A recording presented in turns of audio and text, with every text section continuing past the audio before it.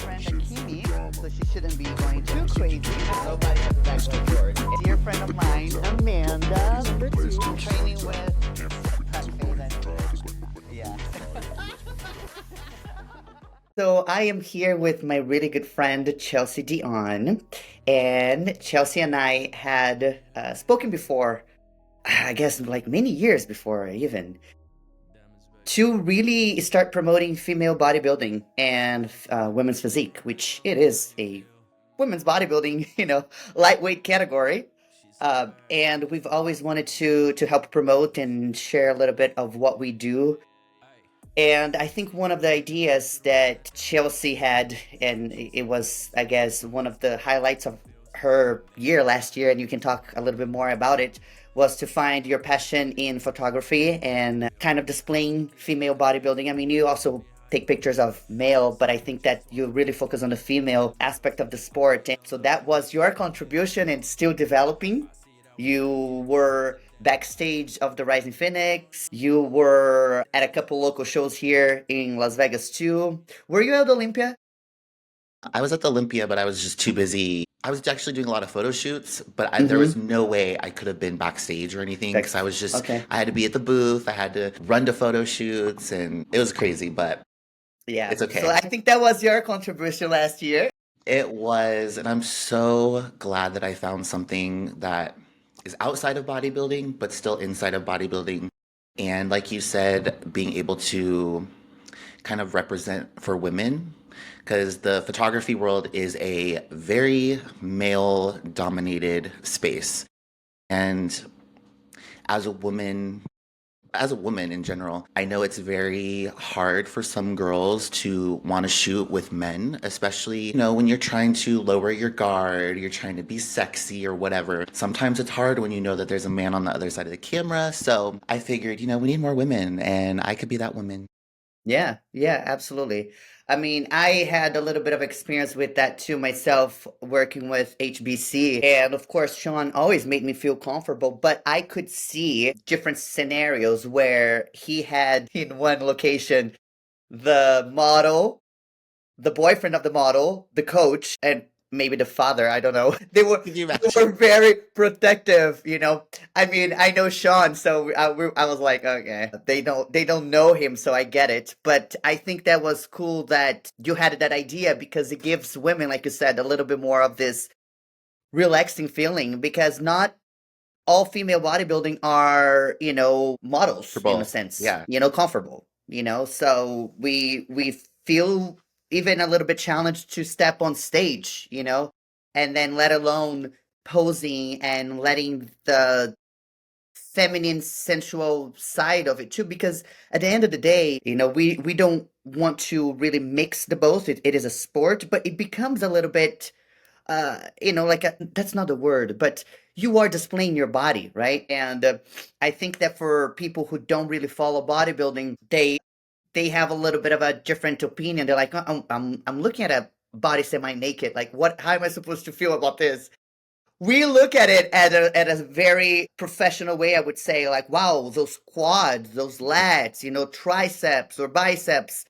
I think the general population don't see that way. So, you know what I mean? So I guess not like I said, not all female bodybuilding are models and maybe used to that different opinion than just the professional ones. And then they get a little bit like, I don't know if I want to do this. Yeah. And I always want to make Does it everybody make feel sense? comfortable. And my goal is to bring out the best of each person. And sometimes you just need like some feminine energy to do that. Yeah, So yeah. I'm So happy. I guess my contribution now will be to, along with you, to interview some women in sport. Hopefully, we're gonna get some good, content here to share a little bit of our side. I spoke to one particular person that I was so excited to have her here. And I thought it was interesting her answer. She didn't feel that because she's not no longer competing, she didn't feel like she's part of the sport anymore. Are we thinking the same person? But yes, and she was very nice. She said, I'm just not very comfortable on camera and I'm not competing anymore, so I don't She's feel done like totally, she's completely? the according to her, she's done. Oh, Yeah. I don't wow. want to say who it is because I want her Yeah, to yeah. say, Exactly, but yeah. she said she's done, and I asked her why, and she said, I have been off PDs for the past 16 months and I've never felt so good. I Very was like, understandable. wow, okay, I get it. Yeah. I get it. Yeah. So That's good something for that we her. should probably talk She, about too eventually. yeah, she contributed so much for the sport, and I think she's very much part of it because she's a huge inspiration to me, and I think to even women's bodybuilding too. She has a women's physique, but yeah, so that's. But hopefully, we're gonna get some good names here too. But I'm Oh gonna no, we start will. with we will. We will. I'm gonna start with you, and I'm gonna ask some questions that I think everybody is interested. And I'm sure you already got this question, but I'm gonna ask again. What made you get into bodybuilding? So, it started with me getting very fat after partying, just kind of like, so I was an athlete my whole life, softball, tennis, anything really. And after high school, I went to beauty school, finished that, and then randomly I get a message from the tennis coach from the local community college, and they were like, hey, we are looking for athletes. We know about you, and if you're interested in coming to community college, we would love to get you set up. So I said, okay, fuck it. I want to play tennis. And I only lasted a semester because I was playing in Bakersfield, which is very hot in the summertime. I remember driving home from practice, which was about a 45-minute drive, and feeling like I had California, heat. right? Yeah, feeling like I had heat stroke. And I was like, I just can't do this. And one, I didn't even like any of the classes I had. Like, they were all online. I was like, I hate this college thing. I fucking hate it. And so I dropped out and kind of quit being active. I started hanging out with, I've always had friends who are older. And at this time, I was like 19, I think. And I started going to the bars with my girlfriends. And I got so fat. I started partying, drinking a lot. We were going to Del Taco all the time, beer pong, and my body changed really quickly. And being in the small town that I grew up in, a lot of people started talking a lot of shit about me. And it really hurt my feelings. There were nights I remember like my roommate coming in and I just laid in bed like crying with her because I'm like, why are people so fucking mean? And I remember looking at, so Oxygen magazine was really busy or popular back in that time. Did you ever read Oxygen magazine? Yeah, of course. Yeah, okay. So I was always getting those magazines. I'm like, I need to change my life. Like I know I need to change my eating habits. And I always liked working out. So I was like, okay, let me start working out first. So I started doing that. And then I got like the Eat Clean book. I forget who makes it. I remember that. Yeah, it's called like Eating Clean by, Yeah, yeah. she's like blonde with a bob cut. Yes, And yes. yeah, Jamie, something I like think that. Jamie Easton? I No, think no, no, so. no. I don't think it's Jamie No? Easton. But It was a It was an older lady. Jamie Easton was a little bit younger, but this was okay, another older lady. Yeah.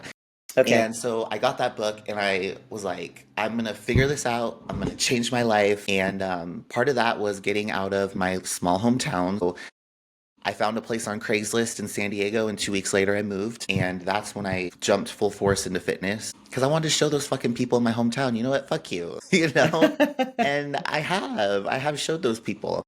That's awesome. So that's kind of what got me into fitness and Oxygen magazine for sure. Because I remember in the very back, they had the competitors corner page. And I remember seeing these figure girls and being like, what is this muscle pageant? Like, I want to be able Yeah. to do this because I grew up doing pageants. And so it's just kind of like ingrained in me. That was the plan ever since I saw those girls in the back. I was like, wow, I want to look like that. And This that is was it. 2011 when I decided that I Okay. wanted to compete. When was Women's Physique? It was a Uh, little bit after that. after that, right? Like Yeah, 2015, something so like that? I wanna say the first 14, 14, okay. Olympia 13.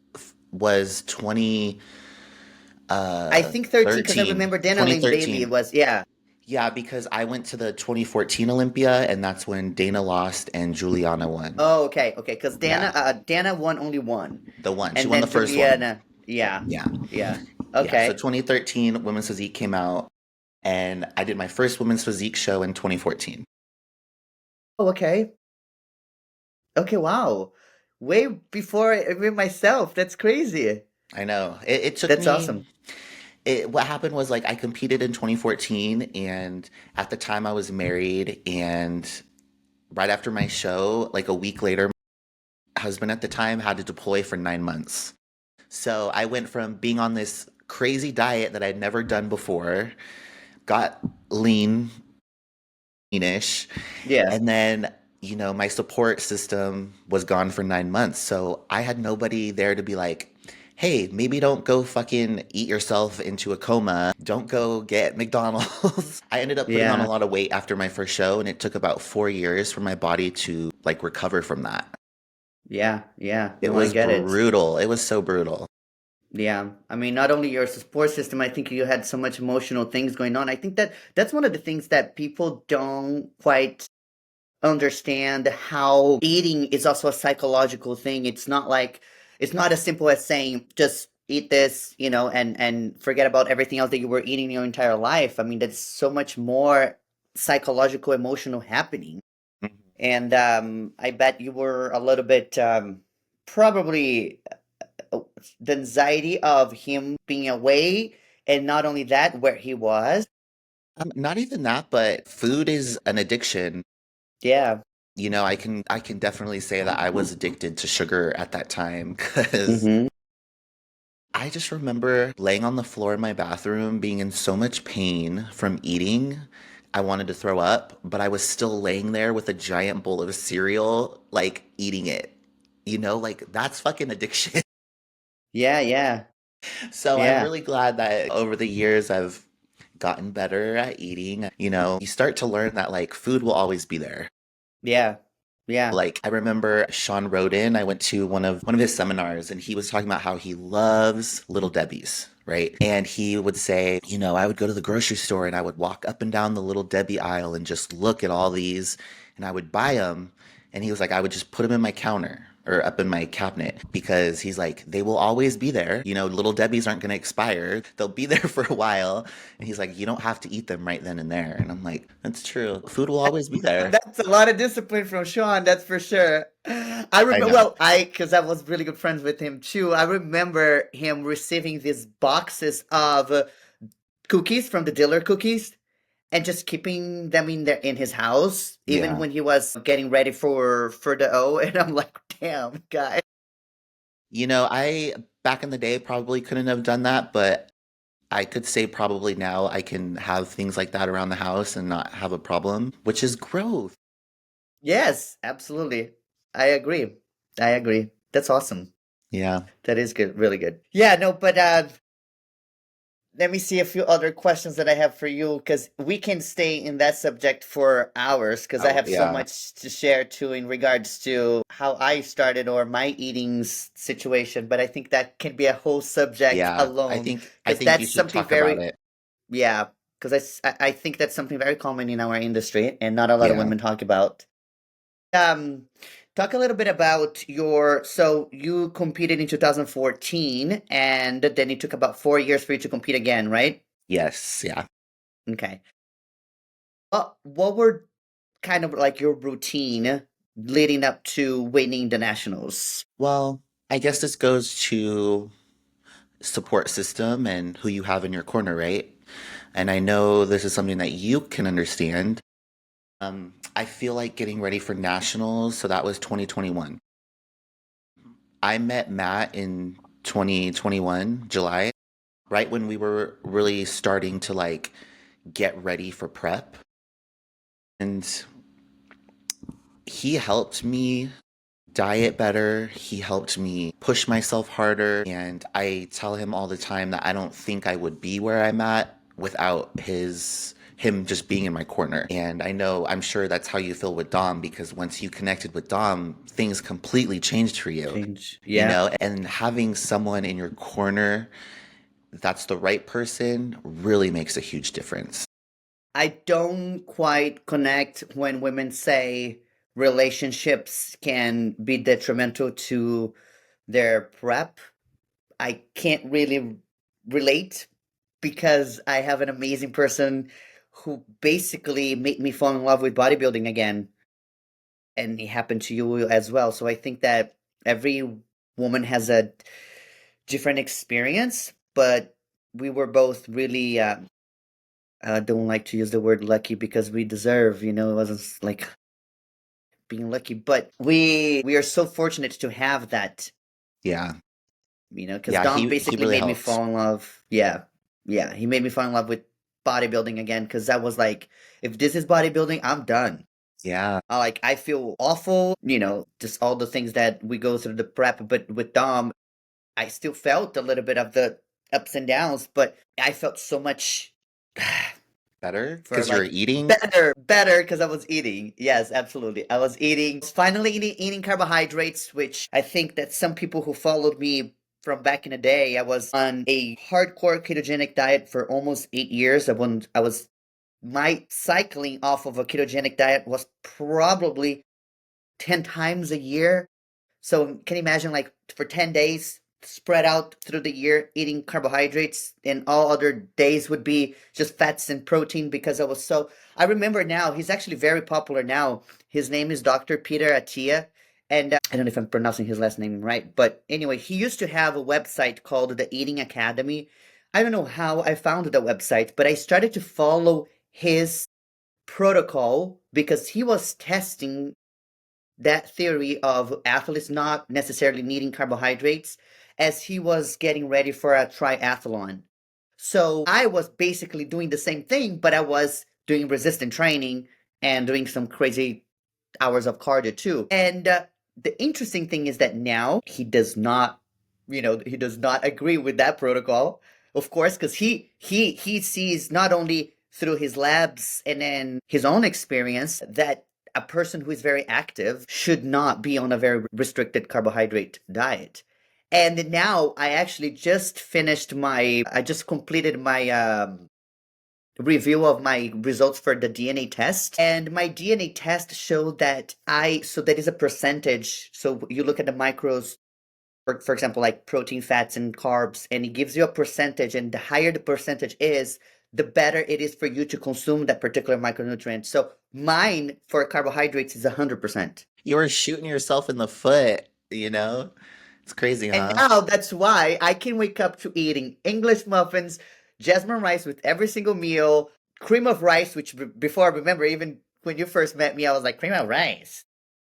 Uh, because for me, it was like, that's just pure carbohydrates. Yeah. You're like, sin.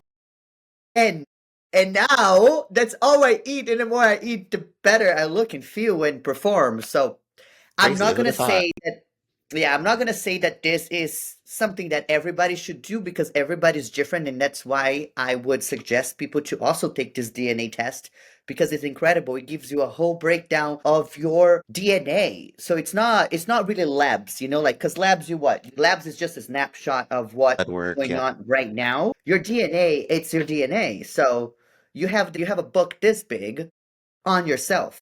And it's really interesting because I would now, I'm like, give me all the carbs. I mean, I was already like that since I met Dom. Because Dom basically told me, he said, you have to do things differently or nothing's going to change. Because if I put all of your pictures side by side, you're probably the worst athlete I have. And he actually said that to me. And I was like, fuck, I'm gonna prove you wrong. But he was right because when he puts all the pictures next to each other, I did not change whatsoever. So I was like, okay, it's time for me to do things differently. And look at what you achieved. Look at how much you changed in literally 1 year. 1 year, I know. I'm so excited. It's I feel much amazing. more confident. Before I would go to a show and be like, oh, this is gonna be fun. I'm gonna take all the pictures. I'm gonna find my suit. And now I'm like, I'm gonna go and fuck Winning. shit up. Before I didn't have that because I was like, I wasn't like I was just winging it. But yeah. But anyway, so how about what is your approach to diet?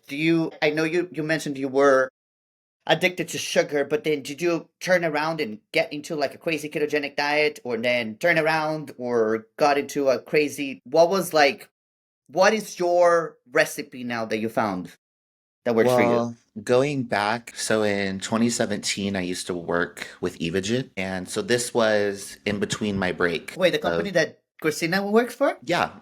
Oh, cool. Yeah, and I was actually quite lucky. So I was working with Evogen. That's when I worked my first Olympia in 2017, and I was like, I want to be one of these athletes on the background. at the Olympia, like that's where I really was like, okay, I want to do this. Around that time in 2017, I was actually doing powerlifting because I was like, well, I'm strong right now, but my body isn't responding to whatever I'm doing, so let's do powerlifting. And Hani had told me, he was like, you are so marketable, but I would like to see you down in weight. And he was like, send me your diet, what you're doing. And he's like, I'm gonna change some things. So the iconic Hani Rambod adjusted my diet for me without asking anything of me. And he basically put me on keto. And I loved keto. So I was keto for about 2 years with that. And my weight dropped dramatically. And that's when I was like, okay, I want to get back on stage. So I did. Keto was great for that time in my life. It was It's a really, tool, it is a tool, yeah, and it serves a lot of purposes at different times. Yeah. yeah, and with clients that I do have and stuff now, sometimes I will put them on keto, especially because it's just so easy, in my opinion, to like go out and eat and like focus on like keto that way. But nowadays, I have my coach, he does my diet plan and everything for me. And it's just been like the basic same shit for the last 3 years, 4 years almost. And I like it that way. Hmm. I have my meals that have basically been the exact same thing I've been eating, except the amounts just change a little bit. More carbs here at this time, less carbs here at that time, type of thing. Yeah, And it it's just works. It basic. work. Yep, I Yeah, get it. it's more so I've just learned how to stick to a diet, you know? That was always like the hardest part for me. I would do 3 days on my diet and then treat myself on the fourth day, you know? Yeah, yeah. I I Now do you're not do like, that there is no anymore. more, no more, no No. more. Yeah, yeah. No, I take my meals to restaurants with friends. I take it to wherever we go. It doesn't bother me one bit. As long as I'm eating with my friends, it doesn't matter what I'm eating. I know. We had sushi last Saturday, and you had your meals with you, which we've all done that. Yep. And that's awesome to be able to share this and not have somebody looking at us and being like, "What are you doing? Why are you Yeah, here?" exactly. Well, I think that time with friends and experiences are very important, even when we are in prep. A lot of people like shut themselves off from the world. I don't believe that. I believe that I need to keep myself busy. I need to keep myself active, like with friends and stuff, or else I kind of lose the desire for life. Yeah, I get it. I get it. I feel the same. Like, remember, we maybe 3 years ago we cut some cucumbers and went to the movie The theater. movies, yeah, we did. Oh my God, it was the one movie where it was like 4D or whatever, so the Yeah, seats and were then fucking the seats were shaking. like, We're like, what? my body's all fucked up from training, and the shit's like moving. Me and Matt went to one of those. We saw Southpaw. I think it was Southpaw. No, no, it was the Creed. It was Creed, the like the third one or something. And we sit down and we were late for the movie, and Matt has like the popcorn in his hand, and this is when they were like fighting, and so the seats are like, and Matt looks at me and he's just like, "What the fuck is this?" The popcorn is flying everywhere. That's funny. I can He's totally like, "I see just him. want to relax." Now, right now.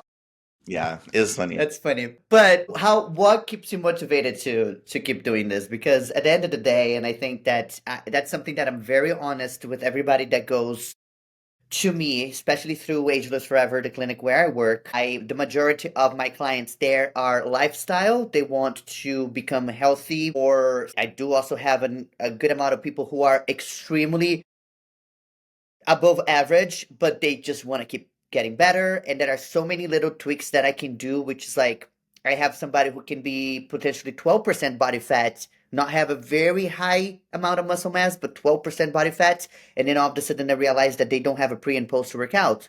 So something that is so simple because it's so normal to us. And to me, I'm like, wait a minute, you don't have a pre and post workout? Oh my Yeah, gosh, we're people about to people change don't that. think people don't think to like drink protein after stuff like Hmm. that, and just little Or things like that so can I make a huge always difference. Yeah, and I always give them the analogy of like, okay, so if you're gonna get in your car and you're gonna drive from here to LA, what you're gonna do. You're gonna check your tires, you're gonna change your oil, you're gonna put gasoline, you're gonna make sure that it's ready to go. So every time that you're going in the gym, you have to kind of prepare. It's a ritual too. So you have to eat your meals prior. You have to take maybe some electrolytes, creatine, or EAAs during. Post, you're gonna have this and that. And when I do that, they come back and they're like, "Oh my gosh, what was I doing for 20 years?" I'm like, "I know." But anyway, so with that being said, when people come in and they want to compete, I always say I have to kind of give you maybe like a list of things and you need to check the box. When you check all the box, then I'll say you're ready because somebody did that to me. Denise Mazzino did that to me. Denise Mazzino wrote it down, a list of things that could potentially happen. And if I checked the mark, and there were things that at the time I didn't understand, but there was one thing that she said, how comfortable and ready are you to potentially hear people tell you that what you're doing is against the norm? She said it in a very nice way, right? What she meant was, are you going to be okay with people calling you a man? So I was just a kid. I'm like, why would they do that? But I was like, okay. I had no idea what was coming, right? I had Yeah. no idea. But I checked the box because I was like, I don't really care what people say unless, like, it's something that, you know what I mean? Like, unless it's like my Yeah. mother, I care a little bit more, but she will probably understand because it's me. But anyway, so I do the same with my clients and I go, are you going to be okay with really dedicating the next 4 months to cleaning your schedule? Because as much as you think that you're going to be a superwoman or a superman and travel around for work, carrying your 6 meals a day, it's difficult. I don't want to do Hmm. that to you, especially if you have a very busy work schedule because that's your bread and butter. And so you're going to start doing things halfway for both sides. And then you're not going to win at all. You're not going to really win your competition. You're going to feel you're doing things half-assed because you probably will. And then at work, you're also going to get the heat from if you are your own boss, you're going to see things declining. And if you're not, then your boss will probably see the differences of your performance. So you have to be able to clean a little bit of your schedule coming up for the next 3 or 4 months. But anyway, for them, I do that and I kind of take it's a strategy. I take a little bit of their motivation and excitement just to make sure that they understand what they're getting into. But then I also say, you can do it. And once you do it, you're going to feel so proud of yourself. And that's the end goal. And the end goal is not really for you to go there and kill it because there's so many variables, especially politics at the beginning. But that is so much more that you're going to accomplish within yourself. But I kind of take away a little bit of the motivation because I want to make sure that they understand that they're not going to get into something that is like, oh, I always see the girls on Instagram and they look so amazing. I love the way that they look and those beautiful pictures and those, bling blings on stage. I'm like, do you understand all the work that was done prior to that? And once they do, I'm like, okay, good, let's go. So with that being said, how you already know the ins and outs. You know what it goes towards a prep. You know a little bit of what happens physically, emotionally, financially. So, how do you stay motivated to keep going? Well, my motivation definitely comes from, wanting to be the best that I can be. I have big goals. I would love to win an Olympia one day or, win a Rising Phoenix. And I know the potential in myself. I feel like I still have a lot that I can level up in. Like each year I'm continuing to improve in many aspects of life, dieting better, getting my training in better, pushing my cardio better. And so each year, I see, okay, these things are getting easier. So I'm only going to get Mm-hmm. better. Mm-hmm. And not just that, but like I love to look the way I do. I love being strong and I love people looking at me and being like, God damn, you know? I love to like kind of be like a freak and I love to represent for a group of women that is a very small amount of percentage, especially in bodybuilding. Women bodybuilders, there's very, very, very few of us. And I love to be able to represent for that in a very feminine way and, just kind of push the norm. Yeah, yeah, definitely. And I to be honest too, I feel so much better physically as, as I stay on my diet and, don't go eating a bunch of bullshit all the time. Even in the off season, like I felt really good this off season because I wasn't out cheating a bunch. I actually had trouble eating all of my food this year and it just made me feel better. yeah. I also feel like it's so much fun when you're starting the year because like our lives have so many different cool projects, right? Like it's towards the end of Thanksgivings, you're waiting for the calendar, you get the calendar and then you're kind of checking for the shows. And then you go back to the whiteboard with your coach, like what are we going to do, what is the strategy, what are we going to like, what is the diet, what is this, and then you receive a plan and then you have to execute. You go to the gym and then you have your community, people that you become friends with or sisters like we did, and then we bring that back home where we have to be so structured about everything that we do because there is no other way to do bodybuilding other than being super organized and structured. So I think that, and then when you go to the shows, even when you don't go to compete, you go and you always find people that look up to you because they're starting their journey. And then, so there's this huge community behind it that I don't think that people really realize until they see it when they're around us. Like, for example, my mom, when I go out with her in Brazil, she's like overwhelmed. She's like, how do they know you? Like, what? You're like, Mom, I'm famous. Or not even that. Even if they don't know me, they come and they're like, Who are you? Uh, there was this woman at the wedding that I went to a month ago in Brazil. She was so confused, but she was so cute. She was a very smart woman too. She's a lawyer in Brazil, but she was still very confused. She's like, "I saw you walking in that dress," and I was like, "Wait, that's a beautiful. It's a woman."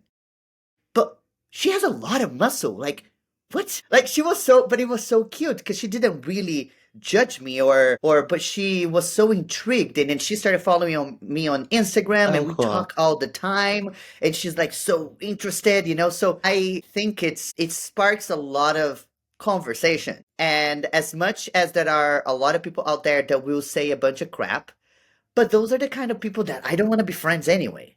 Exactly. They already do me a favor because I Put would never be themselves out. friends. I would never be friends with somebody who wastes their time to post a comment on somebody's page to attack them. So I'm like, you're not the kind of person that I want to get to know anyway. So, but everybody else, even if it's like somebody that already knows me, and when they approach, or somebody that don't know anything about bodybuilding, but it's still approach because they're curious, there is always a reaction, and that's really cool.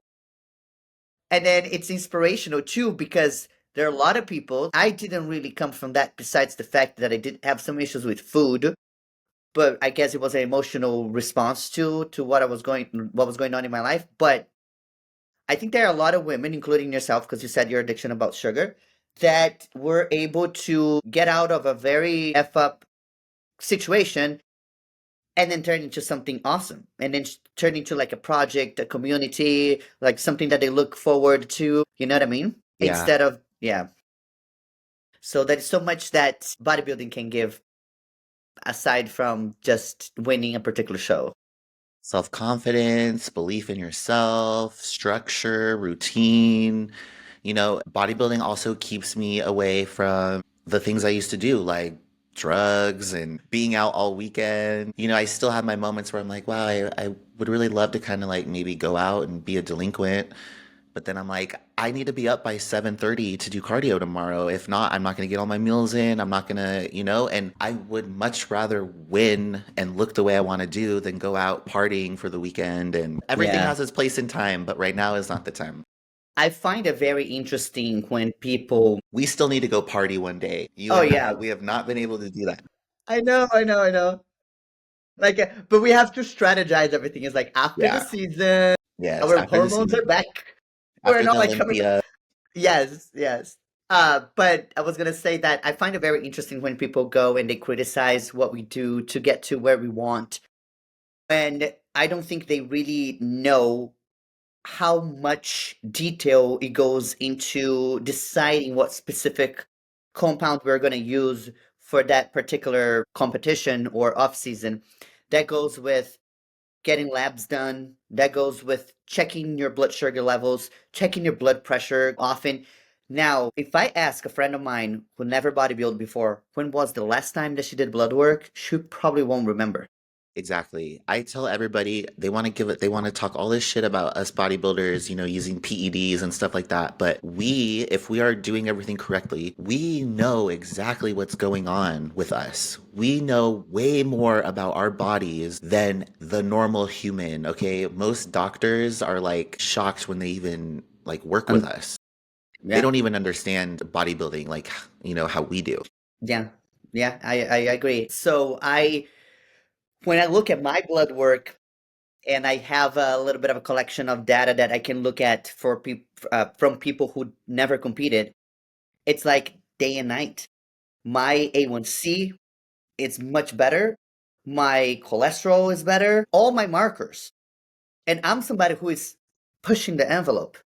Right? Yeah. But then you have somebody who is constantly eating sugar on a daily basis, Hmm. drinking regular soda, or drinking alcohol every weekend, or doing recreational drugs after their 30s, which that's kind of think of the path for a bodybuilder to do something just for the heck of it. Not everyone, but 'cause I know. But the majority of us who are there really fighting for first place, we're not messing around anymore. So with that being said, I find it kind of ridiculous when they think that we are the most unhealthy. But again, They're that going are to be dead before bodybuild they're 30. there are bodybuilders and there are bodybuilders. There are ones that don't really care. And I know because Dominic shares with me, he has a handful of clients that are pushing the envelope. They don't want to take blood work. They don't care. They don't want, I've heard people even saying, I don't want to see it. I don't want to see it. But yeah, I don't want to see it because I know then I'm not going to want to push the envelope and then blah, blah, blah. So that's a different situation. That's not what I see going on with us, meaning you, me, Christina, Amanda, Levina. I don't see that. Look at Andrea. Andrea, to me, it's a beautiful, feminine, you know, full of vitality. I can tell she is, and she's number one in the world. I feel that Sarah from the Women's Physique has a whole team behind her too. Natalia wouldn't be able to compete as much as she does for so long and being so young if she didn't have all the ducks on a Exactly. row, you know? Now the guys, they everything that they do is very different. And again, I'm not judging what they do, but what they do, it's much more than a female, right? I would assume, they're pushing the envelope is really, I guess, really pushing because I never heard women, at least in our group, stacking as much as they do. Hell no. Hell no. We wouldn't let But we each don't other do have that. to, too. We Exactly. don't have to. Well, we also have, great men behind us who are like watching our backs. Yeah. I had a coach at one point in time in 2018 who tried to put me on this, that, the other. And I had a boyfriend at the time who was like, no, you are not going to do that. And I was like, well, I wasn't going to I didn't want to. He was very adamant on being like, no, that was like the first time I really started even taking performance enhancers. So there was no reason for this coach to try to put me on Especially as X, a Y, and first Z. timer. No, yeah. That It is was so much crazy. that we have to do prior to even touching PDs. Really nail training. I Really wish I nail would have eating all the learned to meals. diet better before I started. You know what I mean? Yeah, I yeah, wish yeah. I would have been a little farther along, but And I it is. think the bodies will respond much better when you really, really perform the 1, 2, 3 in the kitchen, in the gym, and then after a couple years of really doing the 1, 2, 3 in every single aspect of training and nutrition and supplementation, which supplements are very important too, especially for an athlete, then perhaps explore something and slow and very small quantities and always checking blood work and checking perhaps with a doctor that understands. That is a doctor out there. Her name is Victoria Fletcher. She specializes in studying women in sports. So speaking to somebody like her instead of speaking to your primary care who's going to be like, oh, women in testosterone. Like little do they know that we actually carry a good amount of testosterone in our bodies. And it feels like life is sucked away from us when we have low testosterone, but what would they Absolutely. know, you know? Yeah. But anyway, so I think it's important that I'm actually going to put a link here to reach out to Victoria for anybody who wants to reach out to her because I think she's really, really helpful. And but yeah, but I think that, like I said, we've been doing a lot of talking already. We're almost 45 minutes. I knew it was going to be that Like way. we expected anything less. Yeah. But anyway, so I think that it was a good start for us to just kind of talk a little bit about you and then in general in bodybuilding. Perhaps in the future when we do, I would like to do this on a weekly basis with you and then explore maybe a set questions, that we are going to ask everyone. And if we maybe can ask the athlete if they are comfortable answering those questions, if it is something about PD that they are not. I mean, everybody has their own way of to go about. I mean, for what I know, Denali Bailey is an natty. So you know what I mean. So we got to be careful what we ask. Allegedly. So we're gonna figure it out prior, with our guests to see if they're comfortable, and then just develop the whole series of women talking about what we do. I actually wanted to, perhaps in the future, come up with an app or something, a forum that we can talk to each other because I feel like I would love to know what a woman feel on X, Y, and Z when or if there is a specific alarming side effect of X, Y, and Z or with training, like that would be so much fun if we actually had a little bit of more data because we are just so rare. And I feel like a lot of women don't want to talk about it with fellow women, almost because we are Patty. kind of like competition, like, oh, I'm gonna go talk to fucking Andrea about the side effects she gets, like it's hard to Yeah, I try to get do it. that, but I do wish we had But the that too, guys like do. almost like I know exactly, but why can't women do it? Like Yeah, the why? guys do that. Yeah. I think maybe like because I there's feel like there are more coaches developing this kind of relationship through podcasts, but I don't see them really talking about their female athletes. no, it's all men. Yeah, yeah. Yeah. So So we're we'll about to try our dive. best. Yeah, we'll try our best to bring as much info from, each competitor as possible and share Yep, experiences and and then yeah. perhaps get some questions too from different social media platforms and just go through the questions here. Yeah. I mean, we can also do things like, one episode could be fully about, eating disorders. One could be about, performance enhancements and things that maybe Yeah, we've learned and stuff yep, like that. I agree. There's plenty of things, things that Plenty. we do in prep to, get us where we are. Mm-hmm. Yeah, lots of Okay, possibilities. awesome.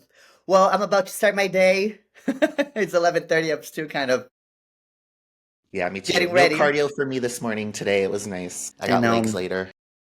I got my blood work back, and oh my gosh, finally my estradiol is higher than ever. So for anybody there who understands the range, mine was as low as 15, which is super low, but now it's 94. That's why your skin is glowing. Yay! That's yeah. So anyway, all right. I'll talk to you later, and next week we're gonna come back here, hopefully with. I was thinking about Christina. Yeah, I was gonna say we need to get Christine on. Yeah. Okay, let's Alrighty. do it. Okay. Bye, everybody. Bye. See you.